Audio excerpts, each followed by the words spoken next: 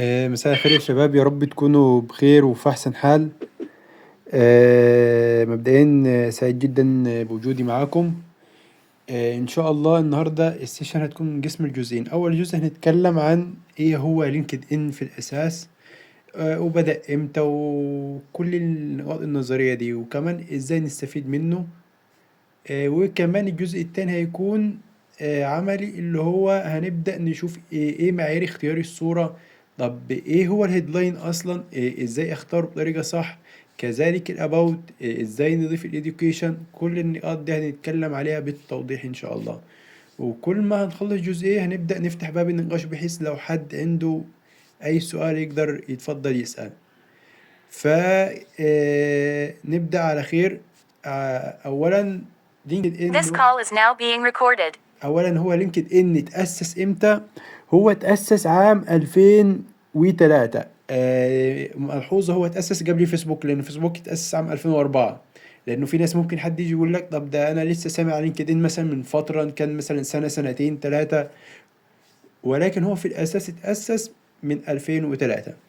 طب لينكد ان موجود في كام دولة؟ هو موجود في أكتر من 200 دولة. طب حد هيقول لي يا يوسف أنا لسه أول مرة أسمع عن لينكد ان، المعلومة دي هتفرق معايا في حاجة؟ هقول لك هتفرق معاك لو أنت حد فريلانسر، لو أنت حد حابب تستهدف سوق خارج الدولة، فممكن عادي جدا تبدأ توصل لعملاء من خلال لينكد ان. تمام تمام. وعلى فكرة كان عملوا إحصائية من فترة بيقول لك إنه مع كل ثانية في 2 أعضاء جدد بيسجلوا على المنصة. وحد هيقول طب هو لينكد إن ده تابع لشركة إيه؟ هقول لك هو تابع لشركة مايكروسوفت. وحاليا يا شباب لينكد إن هو نقدر نقول بمثابة سي في ديجيتال أو سي في أونلاين، وكمان بمثابة اللي هو منصة فريلانسر زي ابورك وخمسات. وده هنشوفه لما نبدأ نعمل شير سكرين للاكونت في جزئية خاصة بالخدمات. لو حضرتك شغال فريلانسر، اللي هو شغال اونلاين بتقدم خدمة كتابة، مثلا كتابة السيرة الذاتية، ديزاينر، مبرمج، ايا كان الخدمة دي. تمام. وفي اكتر من 80% من الاتش ار بيدوروا على ناس تشتغل معاهم من خلال لينكد ان. حاليا ممكن يكون حصلت مع حد من الزملاء الموجودين، تلاقي لما تيجي مثلا فورم تقدم، او حد من الاتش ار يقول لك ايه ابعت لي اكونت لينكد ان، او في الفورم حط لي اكونت لينكد ان. وده هنعرف كمان شويه ليه بيقول لينكد ان مش بيقول السيره الذاتيه. كل ده كمان نعرفه شويه. طب لينكد ان ممكن يساعدني في ايه؟ اولا انك تقدر تتواصل مع ناس عندها خبرة اكتر منك في المجال اللي انت مبتدئ فيه. يعني مثلا مبتدئ بمجال الديزاين، مبتدئ بالتسويق، ففي ناس اكتر مني خبرة، سابقيني في الخبرة، فممكن اتابعهم، استفيد منهم، اتواصل معاهم. دي نقطة.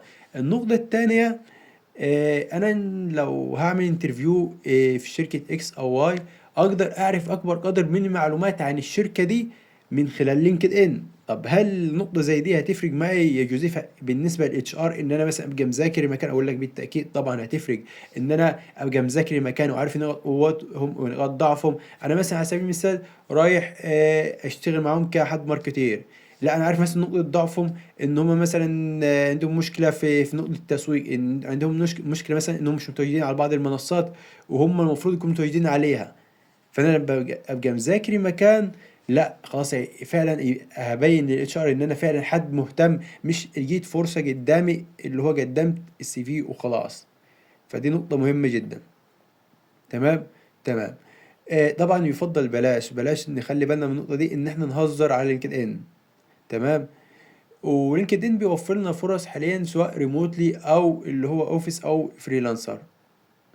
وفي خاصية مهمة هنبدأ نوضحها كمان ده لما نعمل شير سكرين، هي انك تقدر تقدم فرص عمل. هتعمل يعني شير سكرين البروفايل بتاعك مع الشركة، وده انك انت مهتم انك تشتغل في المكان ده لمدة سنة.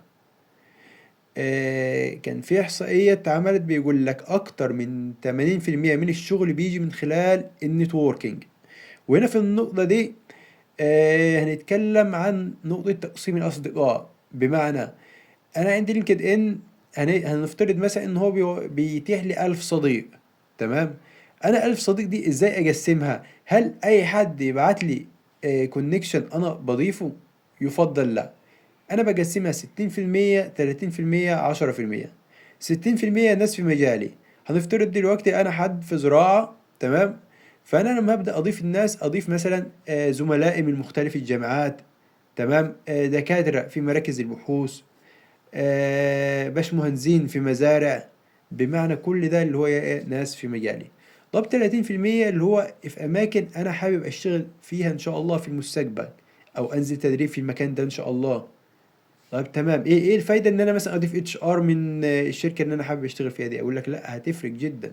ليه؟ لأن أنا لما أبدأ أضيف مثلا آه، سين من الناس اتش ار في شركة مثلا أمازون، وانا حابب اشتغل في المكان ده في يوم من الايام، او في بنك مثلا، تمام؟ انا لما ابدا اضيف الشخص ده في البدايه ببدا اعرفه على نفسي. خلاص تمام، احنا كده بقينا كونكشن اصدقاء على لينكد ان. لو في مناسبه مثلا ببارك له، عيد مثلا بعيد عليه، ايا كان المناسبه دي، شفته ترجى مثلا، تمام، ببارك له. فبقينا على تواصل دايما. دي نقطه. النقطه التانية، خلاص احنا بقينا ايه، اصدقاء على لينكد ان. فهو بدأ يشوف ان انا ايه مثلا حضرت تدريب فبشارك ده، بتكلم عن المجال فبشارك ده. فهو خلاص عرف ان الشخص ده حد شاطر في النقطة دي، فدايركت لو جاله اي ترشيح على طول هيرشح مين؟ هيرشح الشخص اللي دايما بيتواصل معاه وشايف نشاطه، سواء من خلال حضور مؤتمرات وايفنتات او نشاطه من على لينكد ان. دي نقطة. نقطة رقم اتنين، لو جينا بقى دخلنا في جزئية التوظيف، هل الشركة أول حاجة بتعملها الإعلان إنه بتنزل على السوشيال ميديا، أو إن كان مثلا بتنزل على لينكد إن؟ لا، هقول لك دي آخر حاجة بتلجأ لها الشركة. إنما هنذكر الخطوة المهمة أو الخطوات اللي بتتم بها مرحلة التوظيف. هي أول حاجة بتكون تعيين داخلي. بمعنى مثلا نفترض دلوقتي انه دلوقتي في جسم الموارد البشريه محتاجين حد في جسم الريكروتر. فهنشوف حد من شركه في الاقسام برضو زي مثلا بيرسونال، البيرول، انه يكون مثلا معانا في الجسم ده. طبعا يكون عنده خبره. فلو مفيش حد اللي هو مؤهل مثلا او هيكون في الجزئيه دي، خلاص انا بقى بدخل للخطوه التانيه، واللي هي بنسبة 60%. إن أنا بشوف مثلا معايا جوزيف في الشركة. جوزيف تعرف حد مثلا يكون معاي كريكروتر في الشركة؟ هيقول له أنا أعرف حد مثلا شفته قبل كده في مؤتمرات. أعرف لا حد على لينكد إن، تمام؟ فالنقطة دي مهمة جدا. كل ما شبكة علاقاتي هتوسع في المجال اللي أنا فيه ومهتم بيه، هتبدأ الفرص تتاح لي أكتر. سواء مثلا ممكن فرصة تدريب، ممكن شغل، ممكن يرشحني المؤتمر أنزل أحضره، تمام؟ دي كل النقاط. فدي نقطة مهمة جدا. طيب تمام. آه برضو ايه ممكن من النقاط اللي فيدنا لينكد ان يساعدني فيها؟ قلنا انه احنا هنذاكر المكان لو رايحين انترفيو. كمان ان انا هسوق لنفسي لو انا كشخص مثلا وبقدم خدمة، او انا شاطر في مجال وحابب اماركت لنفسي، فلينكد ان هيساعدني جدا في النقطة دي. تمام. برضو نقطة بناء النتوركينج وشبكة العلاقات، لينكد ان هيتيح لي النقطة دي جدا. تمام. وكمان انك توصل من خلاله لفرص عمل. دي كل النقط. وبرضه كمان هيساعدني في نقطة اللي هو ايه، بكون ابديت اول باول في المجال اللي انا مهتم بيه. طب ده ازاي؟ قلنا من خلال ان انا مثلا انا دلوقتي مهتم بالعلاقات العامة، فابدا بشوف اكتر ناس منتشرة على لينكد ان في مجال العلاقات العامة وببدا اتابعها. تمام. تمام. طب حد هيقول لي يا يوسف انا لسه مبتدئ على لينكد ان ولسه هسجل او سجلت، فانا دلوقتي مثلا مفيش شهاده عندي عشان اشاركها على لينكد ان، ما نزلتش مؤتمرات قبل كده، ايه اللي ممكن ابدا بيه حتى لو حاجات بسيطه؟ هقول لك ممكن مثلا على سبيل المثال في بودكاستات مثلا بتكون على اليوتيوب، ممكن تحضر بودكاست وتلخصه في نقاط وتبدا تشارك ده. دي نقطة. في كتاب، قرأت كتاب مثلا ولخصت اهم النقاط فيه عجبتك مثلا مقولة حاجة معينة، وبتبدأ تشارك ده. بعدين مثلا نزلت تدريب، هتشارك صورة ليك أثناء التدريب، وإن أنا نزلت مثلا التدريب ده استفدت واحد اتنين تلاتة أربعة. على سبيل المثال مثلا سيشن النهاردة، إن أنا استفدت مثلا من سيشن واحد اتنين تلاتة أربعة، وتشارك ده عندك على لينكد إن. تمام. تمام. في ملحوظة نخلي بالنا منها في النشر، كويس إنه أنت تذكر دايما تتكلم عن إنجازاتك، اللي هو مثلا أنا حضرت مؤتمر إكس، مثلا أخدت شهادة مثلا في مجال معين. كل النقاط دي كويسة، ولكن نخلي بالنا نحاول نوزع المحتوى على 3 أجزاء. إزاي؟ هو 70%، 20%، 10%. 70% اللي هو ده اللي هو أنا إيه أتكلم عن مجالي، تمام، عن خبراتي. يعني مثلا هفترض ان انا مهتم بمجال العلاقات العامة، فهبدأ اتكلم عن المجال ونصائح للناس اللي داخله المجال جديد، تمام، وابدأ اعمل سلسلة من البوستات. تمام تمام. بقى 20% اللي هي ابدأ اتكلم عن مثلا اخطاء وقعت فيها اثناء الشغل، مشاكل، قصص ملهمة. دي الناس بتبقى يعني حابة تقرا النقاط دي، اللي هو ايه بتعلم من الخطأ. تمام. 10% بقى دي الأخيرة، دي اللي هي ترندي طبعا، وبيبقى هادف في النهاية. تمام. وبما انه ذكرنا المحتوى، فخلينا برضو نذكر حاجة مهمة جدا، وهي لينكد ان. لما اتعمل احصائية من فترة، ايه اكتر محتوى بيبقى عليه تفاعل؟ هو انك تقدم محتوى في PDF. هل معنى كده ان انا كل محتواي هقدمه في PDF؟ لا، عادي جدا، ممكن تنوع محتواك، ده برضه على حسب الجمهور اللي عندك. مثلا على سبيل المثال، ممكن يكون عند مثلا حد زميل ليا المحتوى على PDF في اقباليه. ممكن يكون بالنسبه لي انا ان انا اشارك المعلومه في صوره، دي هتبقى في اقباليه اكتر. ممكن حد تاني يشارك المعلومه في ريلز، ممكن حد تاني يكتب مقال. تمام. ولكن احنا بنعمل سبوت لايت برضو على ايه الاحصائيات او الحاجات اللي بيبقى عليها تفاعل اكتر. دي نقطة برضو مهمة جدا.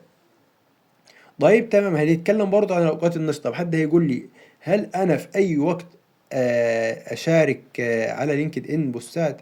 هقول لك يفضل الاوقات اللي هو مثلا معاك الصبح من الساعة 8 9 الصبح لحد الساعة 12 الظهر. تمام. طب وفترة مسائية معنى كده ما شاركش باقي اليوم؟ هقول لك لا، عادي جدا. مثلا بالنسبة لي انا يعني بشارك فترة مسائية على الساعة 5 مساء، في تفاعل كويس جدا. ولكن في حد تاني بيشارك الصبح، يبقى بالنسبة له التفاعل كويس. ده برضو على حسب الجمهور. مثلا على سبيل المثال، الكوميونتي اللي عندك او الكونكشن اللي عندك ناس مثلا موظفين، فهم ممكن ما يفتحوش لينكد ان غير مثلا الصبح هم ورايحين، او وقت الظهر، وقت البريك، او مثلا يفتحوا اخر اليوم. لا، ده انا مثلا عندي طلاب، فانا الطلاب دي ما بتفتحش مثلا غير لما تيجي اخر اليوم. فده على حسب الكونكشن الناس اللي عندي، انا هبدا اعرف. وبرضه ممكن اشارك، يعني ممكن اشارك انا في الوقت الصبح، اشوف هل طب ايه الصبح في اقباليه وفي تفاعل. لا، طب ما فيش خالص، ابدا اشارك مثلا على الساعه 3، طب الساعه 5. ابدا اعرف مع التجربه والمشاركه في الاوقات المختلفه، هبدا اعرف افضل وقت مناسب للكوميونتي اللي عندي او الناس الاصدقاء اللي عندي على اكونت لينكد ان. ده كده. كمان قبل ما نختم الجزئيه دي، طب بالنسبه للايام، حد هيقول لي الايام هل اي يوم انشر فيها؟ اقول لك طبعا يفضل في بدايه الاسبوع، يعني نتجنب الايام العطله، مثلا يوم الجمعه، الايام يوم الخميس، الايام تبقى عطله، دي ليه ما يبقى فيش حد مثلا ممكن يكون متواجد على لينكد ان. تمام. فيفضل يكون نشر في بداية الأسبوع. دي أول جزئية، وهي إحنا اتكلمنا عن إيه هو لينكد إن، وكمان إزاي نستفيد من لينكد إن وكل النقاط دي. فدلوقتي قبل ما نبدأ الجزء التاني، وهو هنعمل شير سكرين للأكونت وهنبدأ نوضح كل نقطة. فحب أعرف هل في أي حد عنده سؤال يقدر يعمل ريز هاند ويقدر يتفضل. فلو أي حد من حضراتكم عنده سؤال يقدر يتفضل وأنا معاه. ولو الدنيا تمام برضو عرفوني عشان نبدأ نكمل الجزء الثاني.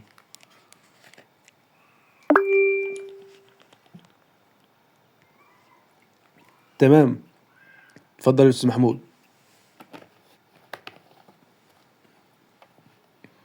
هو أنا الحقيقة يعني ما عنديش سؤال، ولكن حابب يعني أقول إن كلام حضرتك صحيح جدا. أنا من الناس اللي هي يعني بخصوص الناس اللي هي الاتش ار وكده. أنا في مرة كنت مقدم على شغل وكده، وعرفت بالصدفة إن الاتش ار يعني الأستاذة فلانة والأستاذة فلانة وكده، فهم كانوا عندي أصدقاء على لينكد إن بالصدفة. اللي هو انا دخلت لقيتهم اللي هم ايه لسه بادئين ستارت اب بتاعتهم، ان هم يعني عاملين شركه توظيف وحاجات زي كده. اللي هو اول ما دخلت دي معلومه انا عرفتها تمام. اللي هو اول ما دخلت الانترفيو كان اونلاين، فاول ما دخلت بيقول اهلا بيك يا استاذ محمود والكلام ده. قلت لهم اهلا بيكم، مبروك على الستارت اب اللي انتوا بداتوها، وان شاء الله تكون تحصل عليكم وبتاع. انا اتجبلت في الشغل عشان الكلمتين دول، مش علشان انا اشطر حد في زمايلي، لا، كانت الناس اللي مقدمه، انا كنت عارف من ناس كتير من اللي مقدمه هم فعلا اشطر مني. ولكن في الاول وفي الاخر هي ماشيه علاقات اكتر من هي مهارات، واحسن العلاقات تلقاهاش غير على لينكد ان. افضل العلاقات ممكن نلقاها على لينكد ان. ففي ناس كتير جدا مش فاهمه ايه اهميه لينكد ان لحد دلوقتي. يا اخوانا لينكد ان ده مهم جدا، يعني كفايه المحتوى اللي انت بتشوفه، يعني بدل ما بنقعد نسكرول على الفيس بنشوف محتوى تافه، لينكد ان مش هتلقى عليه محتوى تافه غير ممكن نص في المية، مش 1%، لا نص في المية. باقي المحتوى كله محتوى كويس وناس نظيفه بتنزل عليه. فلا، دي اهميه لينكد ان، اهميه كبيره جدا جدا الصراحه يعني. تمام جدا. انا بشكرك بصراحه على النقاط دي اللي وضحتها، لانه فعلا انا متفق معاك في النقطه دي، وليا حتى كذا زميل يعني فعلا جات له كذا فرصه من خلال النتوركينج والمعارف. فلينكد ان فعلا، وخصوصا كمان لو حد بيقدم خدمه كفريلانسر حرفيا يعني انا شايف ان هو يعني من وجهة نظري كمان، بالنسبة لو حد بيقدم خدمة كفريلانسر انه يكون متواجد على لينكد ان افضل من المنصات ابورك وخمسات. دي وجهة نظري طبعا يعني، او رأيي. لا، ليه لان انا بتضامن مع حضرتك وجهه النظر دي، لانه كمان هو بيتشاف من الشركات، الله هو يعني ينور. هو كفريلانسر كده بيتشاف من الشركات الله وبيتشاف ينور. من الناس. صحيح جدا، صحيح. ليه؟ لانه كمان المنافسه، او على حد علمي برضو انه منصات اللي هو الابورك وخمسات دي بيتيح لك عدد معين انه ايه تتواصل معاه. انما انت على لينكد ان انت بس بتبدا توضح الخدمه اللي حضرتك بتقدمها، وتبدا الناس تتواصل معاك. يعني من الخدمات اللي بقدمها مثلا مراجعه السيره الذاتيه، عارفين يعني مش هقول لكم يومين عشان ما يبقاش كاذب، ولكن ما فيش اسبوع بيعدي عليا الا وبتجيني خدمه واثنين وثلاثه، حد يعني كذا حد محتاج الخدمه. ومش انا بس، ده ليا اصدقاء كمان يعني كتير جدا ما شاء الله يعني شغالين وربح كويس من اللينكد ان يعني. فلو عرفنا بصراحة يعني نستغل البروفايل بطريقة كويس، ونستغل كل جزء في البروفايل، سواء الصورة او مثلا كلمات مفتاحية عشان نظهر في السيرش، وكل ده هنبدأ نوضحه دلوقتي حرفيا يعني هنتنقل في نقطة تانية خالص. وحتى لسه انا كنت كاتب بوست ومشايره على لينكد ان شوية. ففكره اللي هو انك تبدا فريلانسر ده يعني نقطه كويسه جدا، وتبدا تفتح لك باب رزق. يعني في ناس كتير بتسعى على شغل، يقول لك محتاجين شغل محتاجين شغل. ففريلانسر دلوقتي وانك تكون متواجد على لينكد ان هتبدا تفتح لك فرص ابواب كتير جدا. فكده في حد عنده سؤال تاني يا شباب؟ في تقريبا استاذ اسلام، اتفضل. أولا السلام عليكم. وعليكم السلام. بعد إذنك، هو في حاليا سيشن في المركزية، بينما في سيشن حضرتك تكون في المحافظة باين عندنا. تمام. فهل أحضر ده وأحضر المركزية بعد إذنكم يعني؟ دي ممكن. هرد على ده انا استاذ جوزيف، معلش، لان هو بيسال على حاجه تبع تمام الاتحاد. تمام. اتفضل اتفضل. اسلام، انا اخد لكم من الدور اللي فات لحد يعني نهايه السيشنات بتاعت المركزيه، انا اخد لكم اذن جماعي للمحافظه كلها. يا اخواننا اللي مش هيحضر هناك يسمع التسجيل فقط بتاع هناك. وعلى فكره النهارده بالصدفه هو في التدريب هنا لينكد ان، وعنديهم في المركزيه لينكد ان.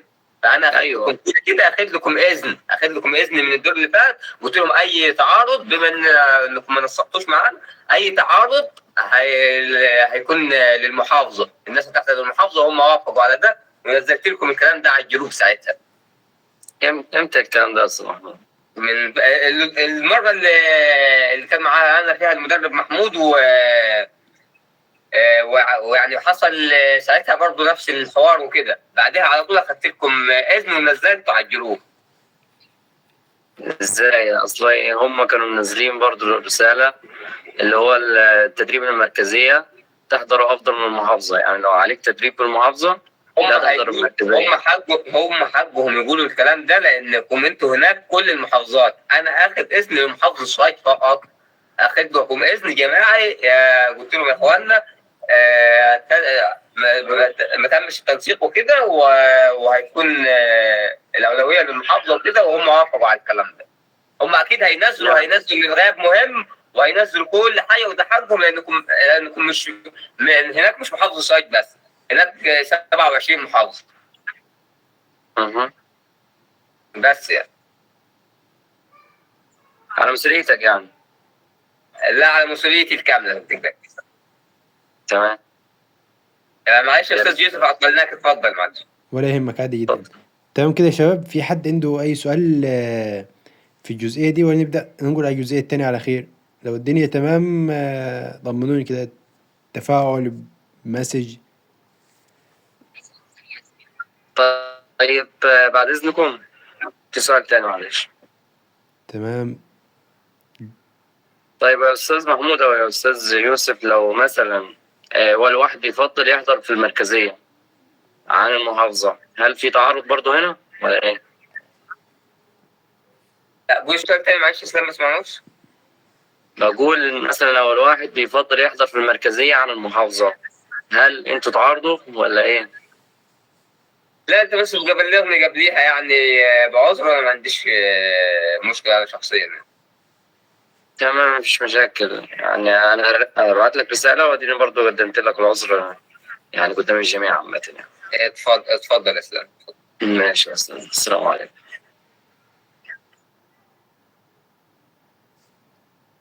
تمام جدا. تمام يا شباب، هبدأ دلوقتي أعمل شير سكرين للبروفايل. هستأذنكم إيه، حد يديني أوكي إنه شير سكرين واضح.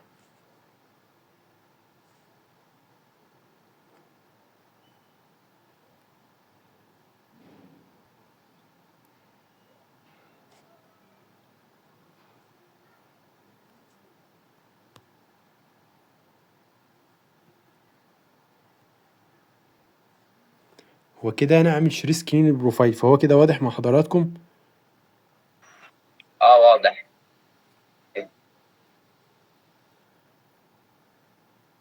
تمام جدا. أولا في نقطة محتاجين نعدلها، وهي دي هتساعدنا في إن نكونوا ظاهرين على محركات البحث، إن إحنا نخصص رابط الحساب. تمام. لو في حد منكم حابب يطبق معايا تمام جدا، لو حابين انك تكتبوا ده في نوت بوك مفيش مشكلة برضه. فازاي هنخصص رابط الحساب ال URL؟ هنبدأ اولا اضغط على البروفايل. هنا في البروفايل كده اول ما دخلت على البروفايل ظاهر عندي اللي هو ايه open to وكلمة add section، وجنبها كمان 3 نقاط. هبدأ اضغط عليهم. هاجي هنا اختار الاختيار الثالث اللي هو كونتاكت انفو، وبعدين بلاقي قلم على ايدي اليمين اعلى الشاشة كده، بلاقي قلم هضغط عليه. بعدين في اللي هو مكتوب بروفايل URL، وتحته ده اللي هو لينك بالازرق بضغط عليه. باجي هنا في بيقول لي ايه edit your custom URL، بلاقي هنا قلم صغير بضغط بيظهر لي الاسم. لو في حد من حضراتكم متابع معاي خطوة بخطوة، هيلاقي جنب الاسم هي رموز وحروف وارقام، مش هيلاقي الاسم فقط زي كده. فاحنا نشيل كل ده، منخليش غير الاسم بس. طب قلنا ايه فايدة النقطة دي يا يوسف؟ قلنا فايدتها انها تساعدنا نكون ظاهرين اكتر في محركات البحث، فنخلي بالنا بقى من النقطة دي، مهمة جدا.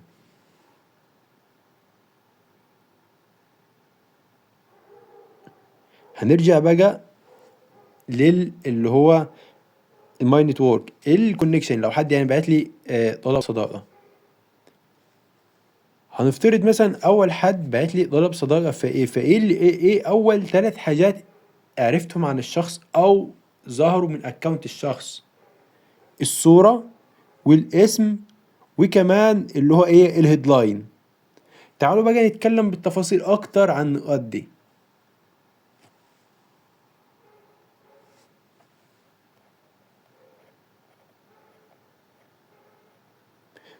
صورة الحساب او صورة البروفايل. اولا هقول لكم على كم موقع لو حابين تكتبوا المواقع دي، تمام جدا. دي هتساعدنا ان تقيم صورة البروفايل بتاعنا. تمام. في موقع اسمه فوتو فلير، وفي موقع اسمه ايه سنابر فوتو انالايزر. قلنا المواقع دي هتساعدنا ايه في تقييم صورة البروفايل. دي نقطة.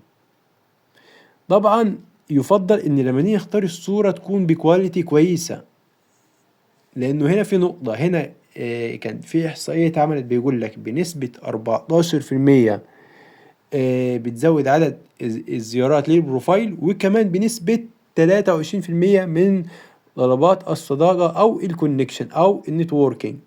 تمام. الملابس طبعا يفضل تكون فورمال أو سيمي فورمال. الصورة طبعا أكون وحدي في الصورة، بلاش أكون أنا ومجموعة من الأصدقاء. كمان يفضل الصورة تكون أبديت أول بأول، بمعنى ما ينفعش أكون مثلا ضيف الصورة على حساب مثلا من 3-4 سنين وما عملتلهاش أبديت، يجي الاتشار مثلا يشوف حد غير اللي لا ظهر على البروفايل. تمام. فنخلي بالنا من النقطة دي. طبعا أخلي بالي برضو بلاش نضارة ألبسها تكون إن الصورة تكون سيلفي مثلا، الجودة تكونش أفضل حاجة، الإضاءة ما تكونش أفضل حاجة. كل الحاجات دي أحاول أتجنبها أول بأول. طب حد هيقول لي يا يوسف أنا دلوقتي متفق معاك كل النقاط دي تمام جدا، بس أنا مش حابب أضيف صورتي الشخصية على لينكد إن، هل في حل؟ هقول لك في حل، ولكن إحنا بندي الحلول وبندي اختيارات تاني، ولكن بنقول الأنسب والأصح. الحل التاني انه حضرتك ايه، لو دخلت على موقع زي كانفا بسيط جدا، عملت مثلا تصميم وكتبت فيه ايه المجال اللي انت مهتم بيه. تمام. ده برضو تمام، ولكن احنا بنقول افضل والاصح انه حضرتك تضيف الصورة الشخصية، ولكن برضو بندي بديل تاني، او برضو لو حد عنده مشكلة انه يضيف الصورة. دي اول حاجة كده، الصورة تمام.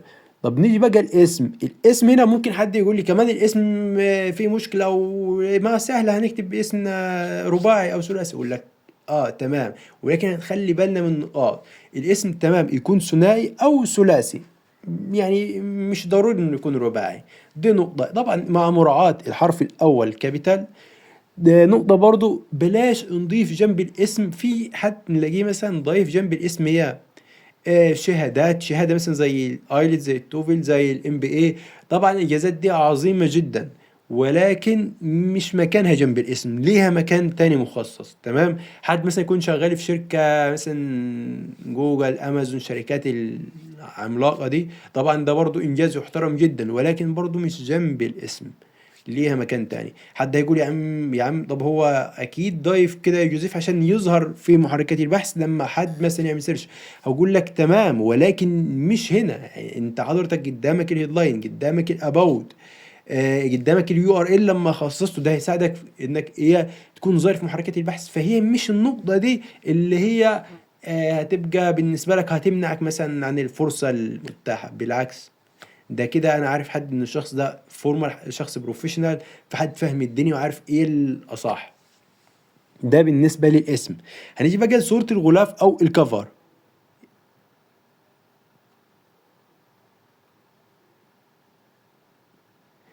صوره الكفر دي يا شباب قدامنا كذا اختيار.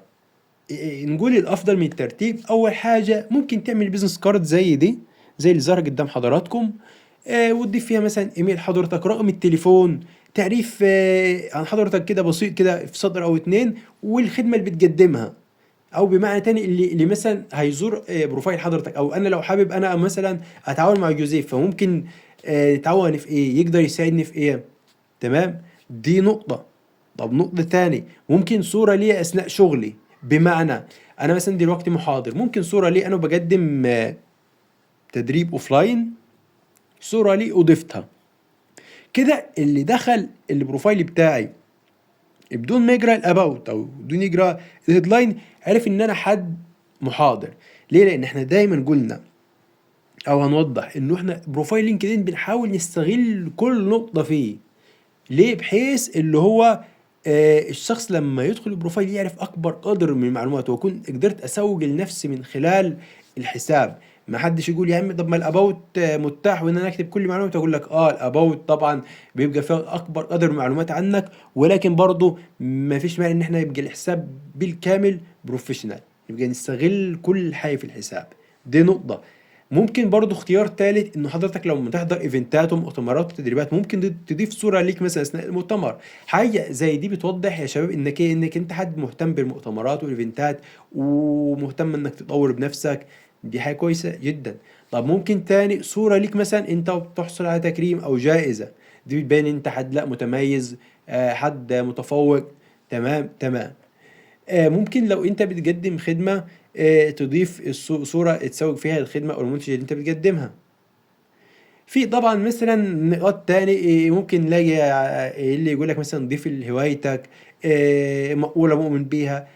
دي ما فيش مشكلة، بس احنا بنحاول قلنا ووضحنا ان احنا بنستغل كل نقطة في الحساب. اكيد لما انا هلاقيك مثلا ضايف بيزنس كارد وعرفت مثلا وسيلة التواصل وعرفت انت تساعد فيه، غير لما مثلا الاقيك ضايف مثلا الهواية، صورة للهواية مثلا او مقولة مثلا. تمام. فاحنا بنستغل اكبر قدر وبشارك اكبر قدر معلومات على الحساب. تمام. ده بالنسبة لصورة الغلاف. طب الهيدلاين اللي هو تحت الاسم على طول، ده بقى هعدله ازاي او اضيفه ازاي؟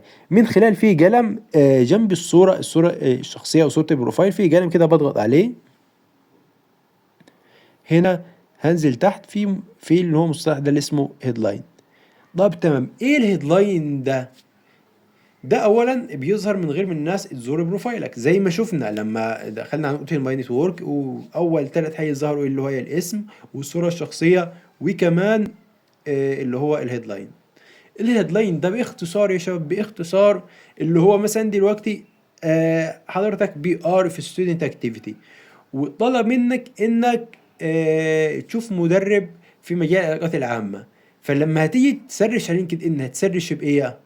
اكيد الكلمات هتسرش بيها مثلا كلمه سبيكر، ترينر، كوتش، مثلا لو قلنا عربي محاضر، مدرب.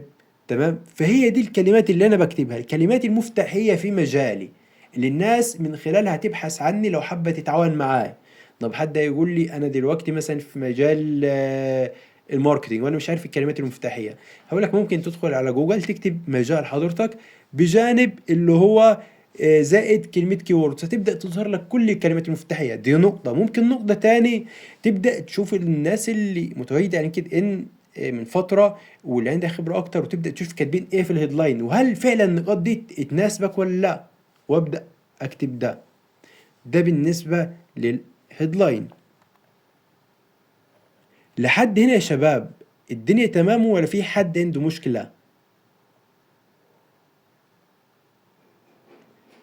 هو مبدئيا انا مش ظاهر قدامي، لو حد يعني مثلا عامل ريز هاند ولا حاجه فده مش ظاهر عشان يشير سكرين، فلو حد معاه سؤال يقدر يتفضل. لا، هم الشباب كانوا بيتفاعلوا يعني ان هم الدنيا تمام وكده. تمام جدا، تمام جدا. ولو في حد رفع ايده او كده انا هوقف حضرتك اقول لك ان في حد رفع ايده. ما فيش مشكله. تمام جدا. تمام ماشي يا استاذ يوسف. تمام. في برضو قبل ما اختم نقطه اللي هي الهيدلاين، في موقعين مهمين جدا اتمنى تكونوا بتكتبوا الحاجات دي. في موقع اسمه لينكد ان هيدلاين جنريتور، ده بيساعدك في انك تكتب الهيدلاين لو انا مثلا عندي مشكله ان اكتب الهيدلاين. تمام تمام. في برضو موقع اسمه هيدلاين انالايزر، ده بيساعدك بقى ان انا ايه بعد ما انا الموقع ده ساعدني ان انا ايه اكتب الهيدلاين، ده بيساعدك بقى تعرف انه هل الهيدلاين ده قوي فعلا كويس ولا لا. طب تمام. في موقعين برضو هي يعني من باب الإفادة أو ممكن يفيدوك. في موقع اسمه صحح لي، ده لو مثلا بتكتب محتوى باللغة العربية هيساعدك إنك تتجنب الأخطاء باللغة العربية. في موقع اسمه جرامر، الموقع ده لو هتقدم مثلا أو هتكتب باللغة الإنجليزية الأباوت مثلا، هتكتب محتوى باللغة الإنجليزية أيا كان سواء لينكد إن أيا كان يعني، ده هيساعدك برضو إنك تتجنب الأخطاء باللغة الإنجليزية. هنيجي دلوقتي على نقطة مهمة جدا جدا جدا في لينكد ان، وهي الاباوت. الاباوت ده يا شباب لما انا اكون عايز اعرف اكبر قدر من المعلومات بدخل على الاباوت. تمام. دي نقطة. خلينا بقى يعني الاول اوضحها بكذا اسلوب او كذا طريقة، وبعدين هنبدأ نعرف ازاي نكتب اولا يعني مثلا لما مثلا يجي الاتش ار او الشخص اللي بيوظفه يقول لك ليه مثلا يعني اقبلك انت وما اقبلش حد تاني. تمام. فانت اكيد لما هتيجي تجاوبه اكيد تعمل سبوت لايت بقى على نقاط القوه اللي عندك، سواء الخبره مثلا، سواء مثلا في انجاز حققته في الشغل، في مشكله لا مثلا واجهتك بقى انت وكحد بي ار وفي سبيكر ما جاش مثلا فعرفت تتصرف تشوف حد تاني. تمام. دي نقطة. إنجازات حققتها مثلا، طب في دي لا خلصت عرفت توصل لرقم حد، بتبدأ تتكلم عن النقاط دي، عن خبرتك مثلا سنتين ثلاثة. كل الكلام ده بتبدأ توضح انت. لو حصلت مثلا على جائزة أخدت شهادة مثلا قوية في المجال، بتبدأ توضح كل ده. نقطة تاني، هنفترض مثلا انت مثلا دلوقتي في اسانسير وقابلت حد ملياردير زي نجيب ساويرس. هل انت في الوقت البسيط جدا ده اللي ممكن ما يكملش دقيقة اللي هو مدة الاسانسير، هل بقى هتضيع الوقت اللي هو هتقول له ازيك عامل ايه طب ممكن صورة مع حضرتك؟ ده مش وقته. انا لا، فرصة زي دي قدامي ان انا بقى ايه استغلها ازاي؟ ان انا ابدا سريعا اعرف على خبرتي انجازاتي، اخد وسيلة تواصل، تمام، السكرتارية، بحيث لو في حاجة لا يبقى الدنيا تمام كده. فده كذلك الاباوت هنا بيتيح لي اكتر من 2000 حرف، يعني بكتب كتير جدا، متاح لي ان انا اكتب اكبر عدد من المعلومات.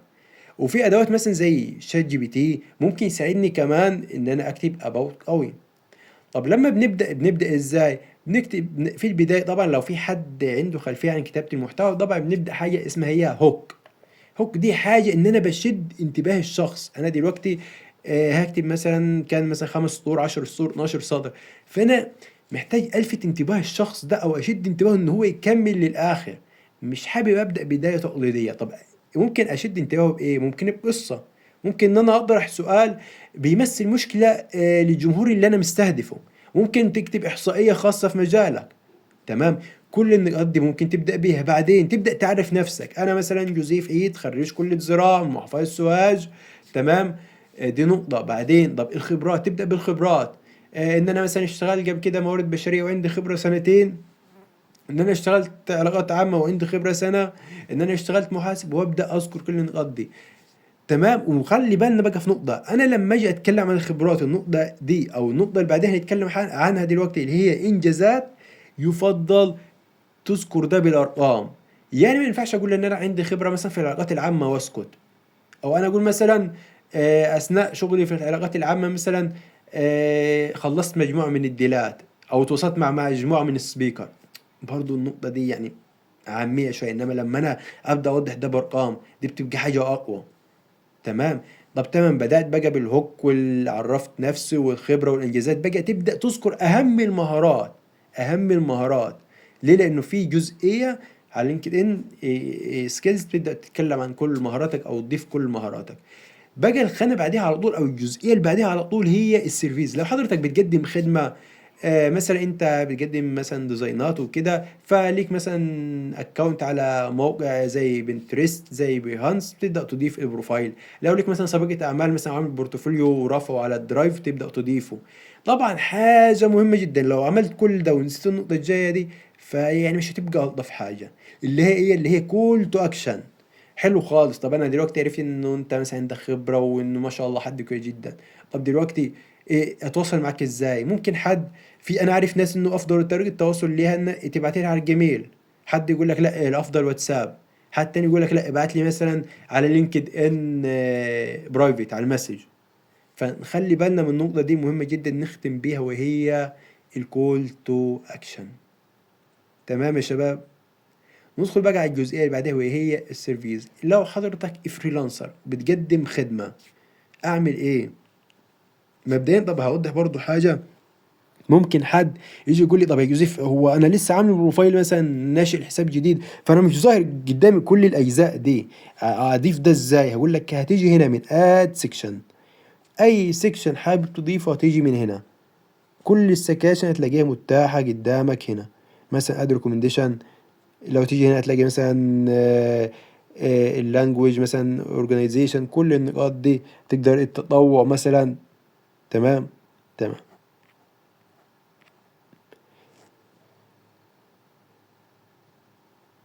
هنا في الخدمات اول حاجه بتبدا بيها ايه؟ تذكر الخدمات اللي انت بتعملها. انت مثلا عندك خدمة الديزاين، بتعمل ديزاينات، حد تاني مبرمج، حد تاني بيكتب السيرة الذاتية، حد تاني مثلا بيكتب ابحاث، بيستخدم شاطر في الوورد، شاطر في الاكسل، في الباوربوينت ممكن يشتغل داتا انتري، ممكن يخلص مثلا باوربوينت المحاضر.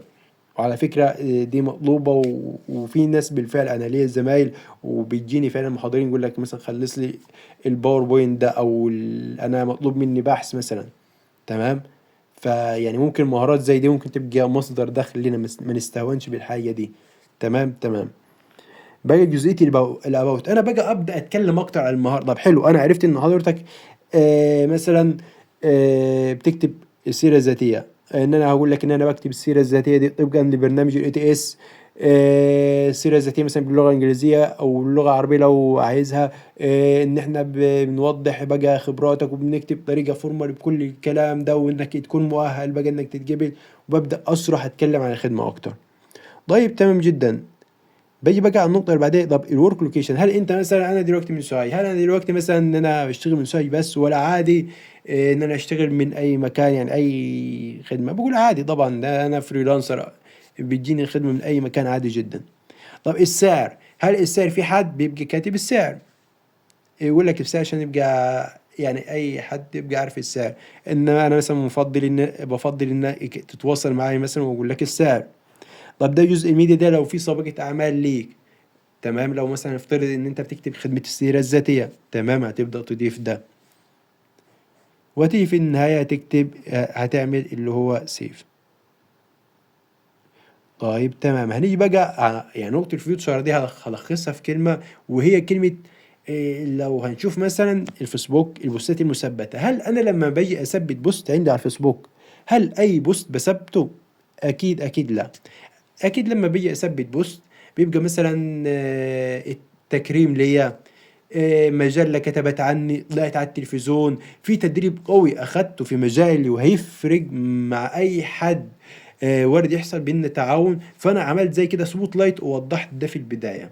فكذلك اللي هي فيوتشر، أنا بقى بثبت أهم الإنجازات نقدر نقول. طيب تمام.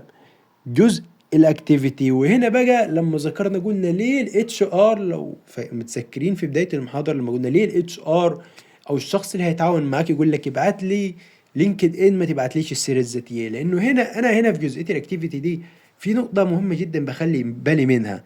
أولا أنا ببدأ أشوف المحتوى اللي بيشاركه أو بيشيره جوزيف، هل هو محتوى مهم وبيتكلم عن مثلا حاجة تفيد الشباب، ولا معلش هو محتوى مش افضل حاجة، او معذرة في الكلمة محتوى تافه يعني. تمام. دي نقطة رقم اتنين، مثلا هبدأ اشوف طريقة تعامله مع الناس والرد في الكومنتات، هل هو اسلوب كويس، ولا لا اسلوبه مش افضل حاجة. ما اكيد انا لما اجي اشتغل مثلا مع جوزيف او سين من الناس، يهمني اكيد اسلوبه، صح ولا لا؟ فهنا بقى بنخلي بالنا من النقطة دي، مهم جدا. عشان كده في البداية خالص قلنا يا شباب بلاش نهزر على لينكد ان. احنا لينكد ان، لا، انا جاي هنا اسوق للخدمة او المجال اللي انا شاطر فيه. ليه؟ لان انا هنا متواجد عشان اكبر شبكة معارفي، ان انا مثلا الاقي فرصة عمل. ده الغرض من لينكد ان. تمام تمام.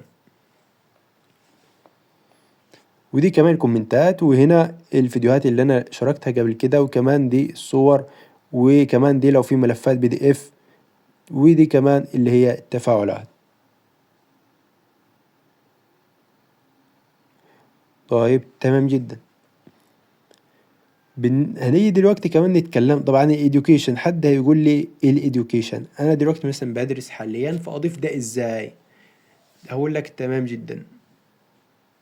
هنيجي هنا من علامة زائد، اول حاجة هنا بضيف الجامعة، مثلا جامعة سوهاج، جامعة القاهرة، ده في البداية. بعدين هنا الكلية، مثلا كلية الزراعة، كلية التجارة، ببدأ أضيف ده. فيلد اوف ستادي، ده التخصص في الكلية. يعني هندي مثال، مثلا في كلية الزراعة عندي كان في تخصص اقتصاد، في تخصص مثلا إنتاج حيواني، في تخصص بايوتكنولوجي، فأنا أضيف ده. طب ستارت ديت، إمتى بدأت دراسة في الكلية؟ إمتى كانت بداية إن أنا دخلت الكلية كان مثلا 2020 2021. طب اتخرجت إمتى على خير؟ مثلا 2024. طب الجريد هنا في ملحوظة بقى نخلي بالنا منها، وهي التقدير لو التقدير كويس نكتبه يا شباب، لو أقل من جود أو جيد يفضل ما نكتبهوش. طب الاكتيفيتي أو السوسايتي دي لو في أنشطة شاركت فيها في الكلية. طب الديسكريبشن بقى إيه الديسكريبشن ده؟ هندي مثال، مثلا دلوقتي أنا حد في زراعة، فأنا غالبا ممكن أي حد يجي في باله دلوقتي لو خارج كلية الزراعة يقول لك يوسف أكيد مثلا عنده معلومة عن إنتاج الحيواني الدواجن، فأنا ممكن أكلم جوزيف في النقطة دي يساعدني. ممكن حد تاني يكون عايز يستفسر عن نقطة مثلا في المبيدات، فهيقول إيه لأ ده أنا هكلم جوزيف هو في الزراعة بقى، فممكن يفيدني في النقطة دي. ولكن أنا كان تخصصي اقتصاد هنا نقدر نقول قريب شوية من تجارة. ليه؟ لأنه هنا في الديسكريبشن أنا هبدأ أتكلم عن المواد اللي أنا درستها، أكيد مش هذكر كل المواد، ولكن كده هعمل سبوت لايت على بعض المواد بحيث الشخص لما قرأ الديسكريبشن عرف بقى جوزيف اللي هو خلفيته أو المواد الدراسة، فأنا ممكن أقدر أتعاون مع جوزيف في إيه أو أسأله في إيه لو أنا عندي استفسار. أقول مثلا إن أنا مثلا في اقتصاد كان في مادة موارد بشرية، كان في مادة ماركتينج، كان في مادة اي اس دي ال. تمام، فهنا خلاص عرفت بقى الخلفية اللي عند جوزيف، فأنا كده لو حبيت مثلا أتعاون مع جوزيف إنه يكون معي مثلا نشتغل مع بعض في الماركتينج، أو مثلا حابب أستفسر على حاجة في الموارد البشرية فهو ممكن يفيدني في النقطة دي. تمام. طب ايه السكيلز بقى انا اثناء فتره الكليه؟ ايه المهارات اللي ضافتها لي الكليه؟ هدي مثال مثلا اثناء فتره الكليه وخصوصا سنه رابعه بيطلب مننا ايه مثلا مشاريع، ان نعمل برزنتيشن كذا مره عشان نورد بيبقى ابحاث مثلا مشاريع وكده. فانا خلال مثلا الفتره دي فبدات انمي مثلا مهاره البرزنتيشن، فهكتب النقطه دي. حد تاني مثلا اللي هو بدا خلال الفتره دي انه بما انه بيطلب منه ابحاث كتير فبدأ يتعلم الوورد عشان يكتب الابحاث بدل ما يروح المكان وهو يكتب له البحث. دي نقطة. طب الميديا بقى لو طلعت من الاوائل كان في تكريم ليك اثناء الكلية فبتبدأ تضيف ده. ده بالنسبة للإديوكيشن. طب ايه الاكسبيرينس؟ في مصطلح هنا اللي اسمه اكسبيرينس، وفي مصطلح تاني اللي هو التطوع الفولنتير. مبدئيا الخطوات هي سواء التطوع هي نفس خطوات الاكسبيرينس، بس ايه اللي يخليني مثلا ليه يا يوسف مثلا انت ضفت فريلانسر ريكروتر في الاكسبيرينس ما ضفتهاش في الفولنتير؟ او ليه مثلا ضفت انك منبر ان سوشيال ميديا مثلا في الفاو ضفتها في الفولنتير ما ضفتهاش في الاكسبيرينس؟ هقول لك حضرتك عشان الاكسبيرينس دي ده مكان انت بتشتغل فيه وفي مقابل مادي نهاية الشهر مثلا، او لو كان عقد مثلا اي كان شغال فريلانسر لو بالتعامل مثلا بالعملة او ايا كان او بالقطعة ايا كان يعني التعامل، فده في مقابل مادي وانت هنا بتكتسب خبرة وشغال. انما هنا التطوع ده انا مثلا في جمعيه خيريه في نشاط طلابي، فده انا مش باجي مثلا في نهايه الشهر بيبقى في مقابل مادي. تمام، فده الفرق بين الاكسبيرينس واللي هو الفولنتير.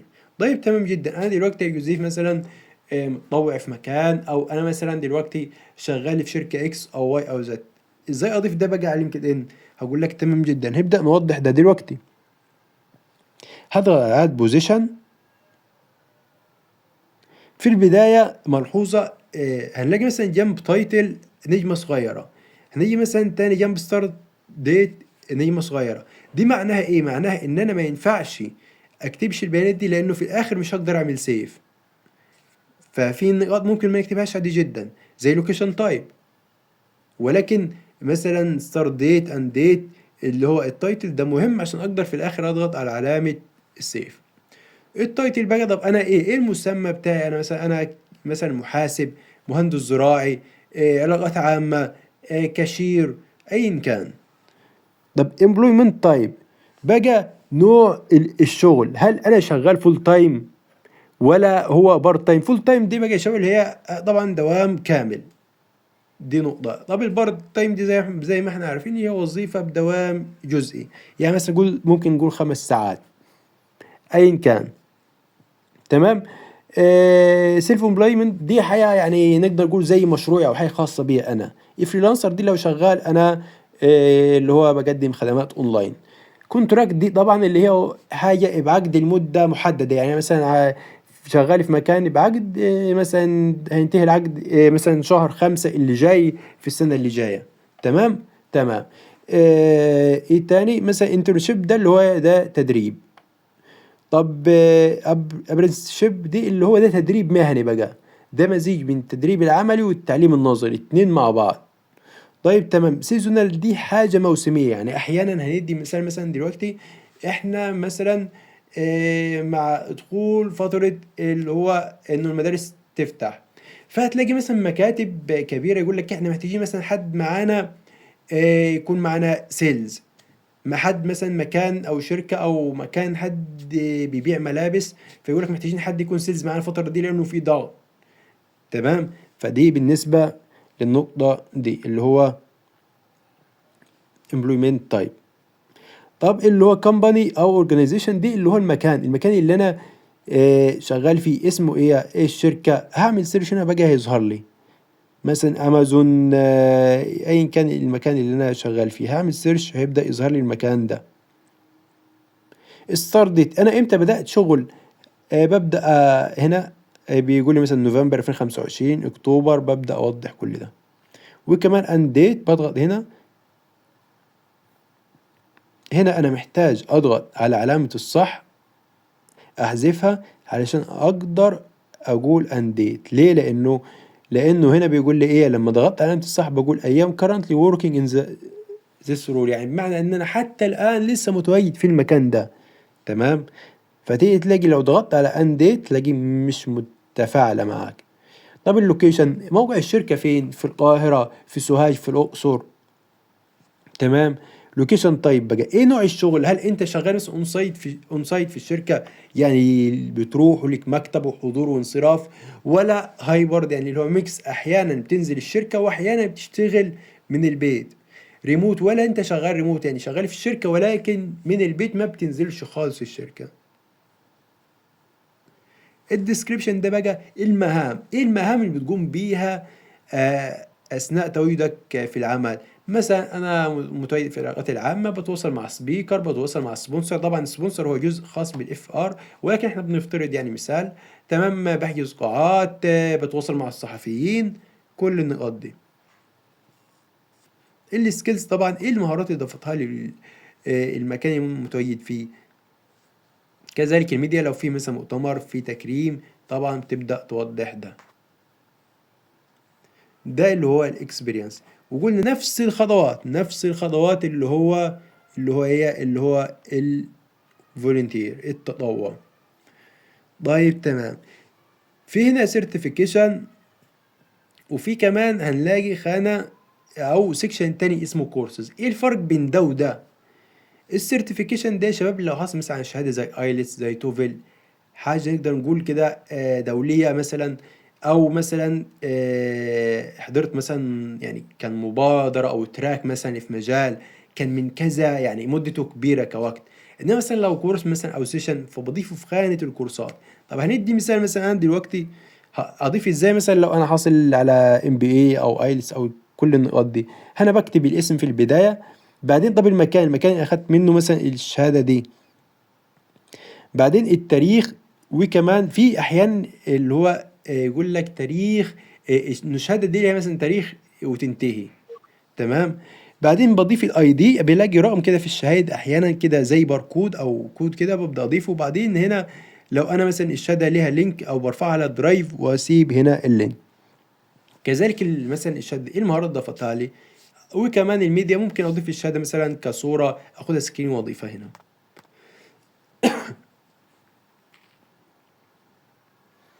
هنا بقى جزئيه السكيلز. احنا اتكلمنا فوق. طب قبل ما نبدا في نقطه السكيلز هل في حد عنده سؤال يا شباب في اللي فات؟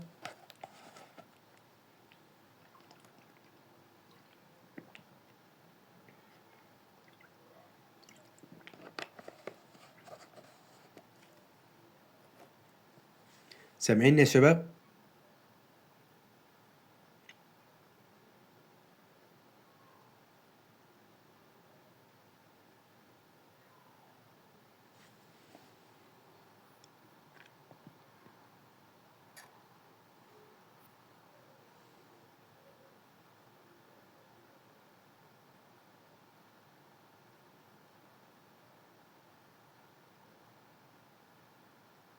شباب هو الصوت واضح؟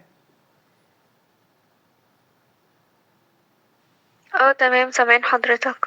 تمام جدا. هل في مشكلة مثلا في الجزئية اللي فاتت؟ لا لا لا، كله تمام.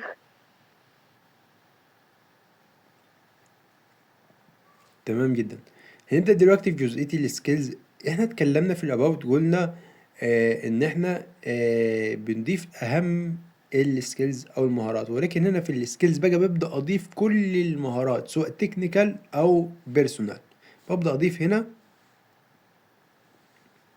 وانا مثلا اتعاملت مع جوزيف سواء في الشغل او في التطوع، فانا ببدا وهنا هو ضايف مثلا عنده مهاره التواصل، ببدا ااكد على النقطه دي انه فعلا هو عنده المهاره دي. طبعا عشان اكد على المهاره دي يفضل او اللي هو لازم ان انا اكون ضمن الكونكشن عنده، دي نقطه. فدي برضو بتساعد ان انا اكون ظاهر في محركه البحث. وكمان انا كشخص مثلا جاي اتعامل مع جوزيف في نقطه زي دي، بتطمني ان فعلا الشخص ده عنده المهارات دي، لان انا مثلا محتاج جوزيف انه يكون فعلا عنده مهاره التواصل، مهاره الاقناع، انه يكون مثلا شاطر في الاكسل، كل النقاط دي، فهو بالفعل شاطر في النقطة دي. نقطة. النقطة بقى اللي بعدها هي الريكومنديشن. الريكومنديشن دي ممكن لو انا مثلا متطوع، الهيد او الليدر في التيم ممكن اطلب منه ريكومنديشن في نهاية السيزون. لو انا شغال مثلا مديري مثلا في نهاية المدة، لو كان عقد اطلب منه زي فيدباك، تمام، يكتب لي حاجة زي دي. طبعا هي برضو انا مثلا اول مرة ادخل البروفايل بتاع يوزيف وما اعرفش، فانا طب تمام، عرفت اكبر قدر من المعلومات عنه، هبدأ اشوف الريكومنديشن دي. لا فعلا الشخص ده كويس، وفي كذا حد ادى فيدباك عنه كويس. ممكن انت لو بتقدم خدمة كفريلانسر، ممكن في البداية تكون الخدمة مثلا بمقابل مادي بسيط او مجانا، بس قصاد كده ممكن الشخص ان هو يكتب عنك فيدباك او ريكومنديشن هي على لينكد ان. تمام. ده بالنسبة للريكومنديشن. طب في جزئية اللي هو البابليكيشن، دي بقى اللي هي يا شباب، دي اللي هي دي لو في حاجة انت مثلا، لو في كورس ليك، لو في مثلا آه، في كتيب عملته مثلا في مجال معين، ده بتبدأ توضح هنا في جزء البابليكيشن. دي بقى اللي هي النقطة اللي هي وضحناها وقلنا الفرق بين السيرتيفيكيشن والكورسز. بكتب في البداية اسم الكورس، وقلنا زي كده بيكون في كود بنكتبه. وكمان الكورس ده انا اخدته مثلا منين، حسب من مثلا هدي مثلا من كرياتيفا تبع وزارة الاتصالات، ولا مثلا من مركز تطوير مهني، ولا مثلا من مركز تدريب، ولا اخدت التدريب ده او الكورس ده منين. كده احنا لحد دلوقتي نقدر نقول اتكلمنا عن اهم الاجزاء في لينكد ان. اتمنى يكون الدنيا وضحت بالنسبة لكم، حتى لو يعني بنسبة 1%. فلو في اي حد معاه سؤال يقدر يتفضل.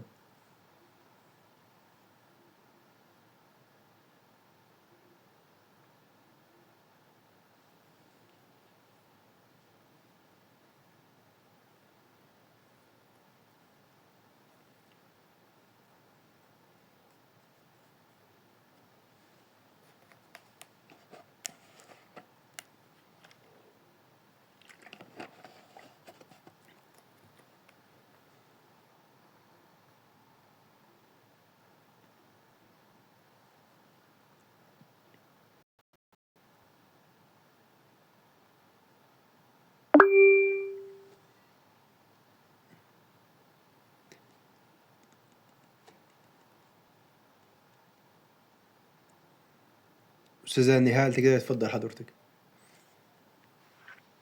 تمام، حضرتك قلت انه لو حد اخد يعني حضر مؤتمرات او تدريبات او كده بيضيف الحاجة دي.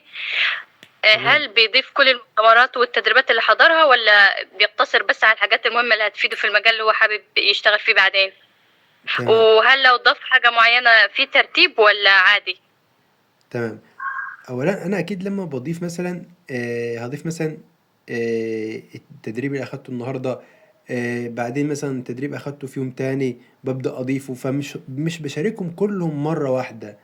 ليه؟ عشان مثلا اكيد انا لما مثلا هاجي اشارك التدريب ده او المؤتمر ده، فانا ببدأ اكتب. هو لو شاركت مثلا اكتفيت بالصورة مثلا، او ان انا شاركت في المؤتمر ده بالشهاده دي تمام، ولكن الافضل بقى ان احنا قلنا ايه، ان احنا بنسوق لنفسينا او بنوضح ان لا، ان احنا مثلا مميزين في النقطه دي ازاي. ان أنا مثلا لما اشارك صوره الشهاده مثلا او صوره ليا انا من المؤتمر، ببدا في كام نقطه اكتب اللي هي ايه اللي استفدته من خلال حضوري للمؤتمر ده او الايفنت ده او التدريب ده. دي نقطه في الترتيب. ان انا بكتب ايه مثلا أنا حضرت دي. طب لو في لو في مثلا انا دلوقتي حضرت كذا تدريب مع بعض من فتره كبيره، فابدا اشوف ايه المهم، او اللي هو مثلا اللي حضرته وكان حاجه مثلا مؤثره، حاجه مهمه، ببدا بالمهم والاهم والكلام النقط دي كلها. تمام.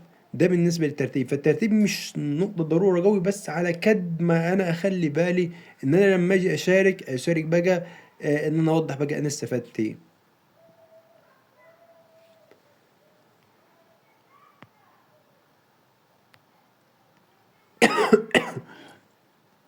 تمام كده بالنسبة للأستاذة نهال. اه تمام، شكرا جدا. عفوا. في حد معاه سؤال تاني يا شباب؟ لو في اي حد معاه سؤال يقدر يتفضل.